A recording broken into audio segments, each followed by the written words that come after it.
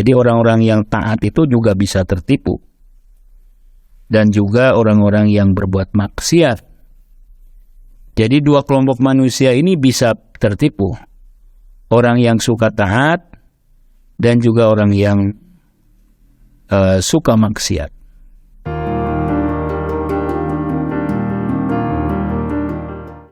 A'udzubillahi minasyaitonirrajim. Bismillahirrahmanirrahim. Allahumma sholli ala Sayyidina Muhammad wa ala ali Sayyidina Muhammad.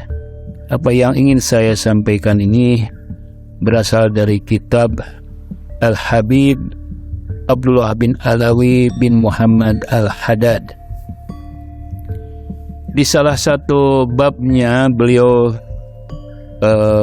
menulis tentang hal-hal yang akan membinasakan, hal-hal yang akan menghancurkan manusia, yang disebut dengan al-muhlikat, dari kata-kata halaka yahliku halkan. Muhlikat yaitu membinasakan, menghancurkan. Karena dari halaka itu artinya menghancurkan atau hancur atau rusak atau binasa. Salah satu yang akan menghancurkan yaitu al-gurur. Gurur itu tertipu, terkecoh, terpedaya, terjebak. Nah, mengapa manusia bisa tertipu? Karena sedikitnya atau minimnya ma'rifah tentang hakikat, tentang realitas yang sebenarnya. Atau juga karena kejahilan dia dengan efek dari sebuah perbuatan, akibat dari sebuah perbuatan. Dia jahil, dia tidak tahu. Jadi jahil atas dampak atau implikasi sebuah perbuatan, atau juga dia tidak memahami tipu daya setan, perangkap-perangkap setan. Dan juga karena dia dikalahkan oleh hawa nafsu. Hawa nafsu mengalahkannya, menguasainya, mengontrolnya, sehingga dia mudah tertipu. Padahal Allah Subhanahu wa Ta'ala telah memperingatkan beberapa kali. A'udzubillahi minasyaitonirrajim. Ya ayuhan nas, inna wa'dallahi haqqun, fala tagurrannakumul hayatud dunya wala yagurrannakum billahil gharur. Wahai manusia, sesungguhnya janji Allah itu hak, janji Allah itu benar, janji Allah itu pasti. Janganlah kehidupan dunia menipumu, memperdayaimu, dan janganlah tipuan-tipuan itu menipumu dari Allah Subhanahu wa Ta'ala. Allah juga mengingatkan salah satu ciri-ciri orang yang tertipu, yaitu a'udzubillahi minasyaitonirrajim, alladzina dhalla sa'yuhum fil hayati dunya wa hum yahsabuna annahum yuhsinuna sun'a. Orang-orang yang tersesat perbuatannya, orang-orang yang salah aktivitasnya di dalam kehidupan dunia, sementara mereka mengira sudah melakukan kebaikan. Jadi salah satu ciri manusia yang tertipu, dia merasa dia sudah berbuat baik, dia merasa sudah memiliki kontribusi yang baik, melakukan hal-hal yang baik, tapi sebetulnya itu tidak baik. Sebetulnya dia melakukan kesalahan.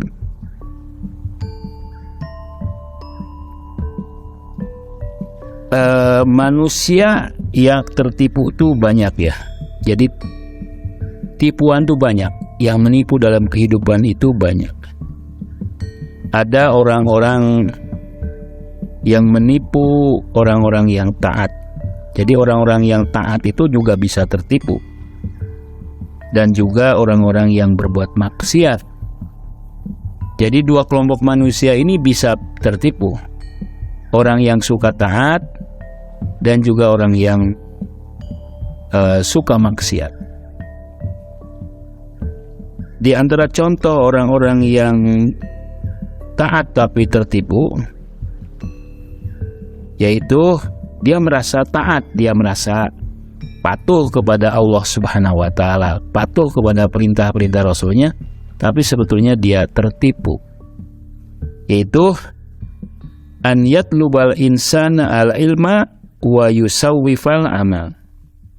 Orang itu mencari ilmu tapi menunda-nunda amal.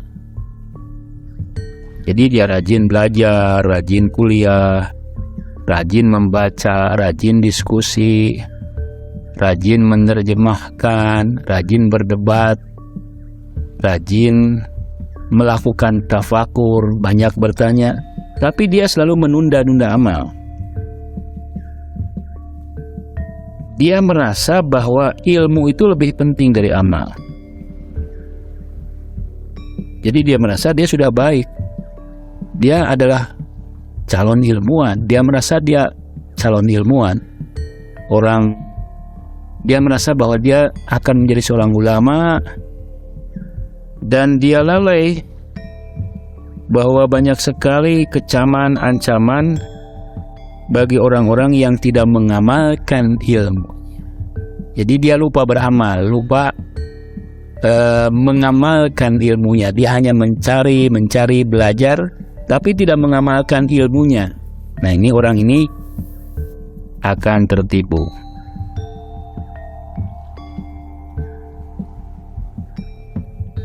Kemudian orang yang tertipu dari orang-orang yang merasa sudah melakukan ketaatan atau kebaikan, yaitu orang yang memperbanyak ritual sholatnya, memperbanyak ritual ibadahnya, kemudian dia merasa takjub, merasa ujub, dan dia memperhatikan yang lain, memperhatikan orang lain. Dia merasa bangga, merasa ujub bahwa dia adalah orang yang paling banyak melakukan ritual ibadah, dan dia membandingkan dengan yang lain. Dia merasa banyak sekali orang-orang yang tidak beribadah, sementara dirinya rajin ibadah. Nah, dia lupa, dia tertipunya lupa, yaitu bahwa semua aktivitas kebaikan yang dia lakukan, semua ritual ibadahnya itu adalah taufik dan hidayah dari Allah.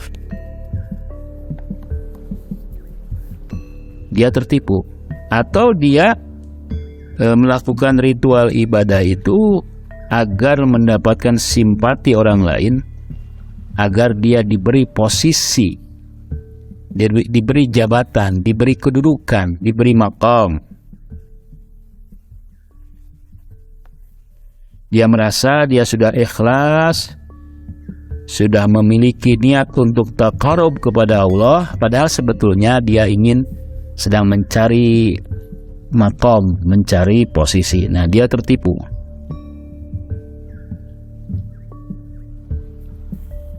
Kemudian contoh orang-orang yang tidak taat atau orang yang ahli maksiat tertipu, yaitu orang itu berbuat dosa, berbuat maksiat, kemudian taubat. Dia bertobat, wa yastaghfiru bilisanihi. Dia beristighfar dengan lisannya, tapi tobatnya dia tidak memperhatikan syarat-syarat taubat. Jadi taubat itu ada syaratnya. Dia merasa sudah taubat dan pasti akan diampuni oleh Allah Subhanahu wa Ta'ala. Padahal sebetulnya dia tidak memperhatikan syarat-syaratnya.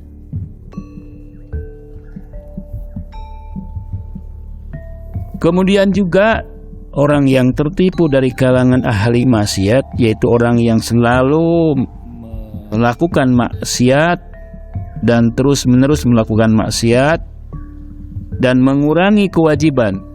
Jadi dia lalai dalam melaksanakan kewajiban-kewajiban. Kemudian dia berpikiran atau merasa dirinya dibenarkan untuk berbuat maksiat. Kenapa? Karena dia merasa bahwa dia tidak punya kemampuan meninggalkannya, bahwa dia tidak punya kekuatan untuk meninggalkan maksiat itu, sehingga dia merasa bahwa dia sudah ditakdirkan, sudah ditetapkan bahwa dia tidak bisa meninggalkan maksiat. Ini adalah gururun adim, kata Habib Al-Haddad. Ini adalah ketertipuan yang paling besar. Ini adalah seburuk-buruk ahli bid'ah. Yang mengatakan demikian ada ahli bid'ah dan bukan ahli sunnah. Kemudian yang tertipu yaitu dia merasa bahwa dia akan mendapatkan maghfirah, mendapatkan ampunan, tapi dia lemah dalam menunaikan perintah-perintah dan menjauhi hal-hal yang diharamkan. Nah, orang-orang yang bermaksiat itu mengatakan Allah itu ya tidak terganggu dengan maksiat saya. Allah itu tidak butuh dengan ketaatan saya. Karena itu dosa saya, kemaksiatan saya ya tidak akan merugikan Allah. Demikian juga ketaatan saya tidak akan bermanfaat bagi Allah. Karena itu tidak mengapalah saya sesekali bermaksiat, atau tidak apa-apalah saya mengurangi ketaatan, tidak serius dalam ketaatan, karena Allah kan tidak butuh ketaatan saya, dan Allah juga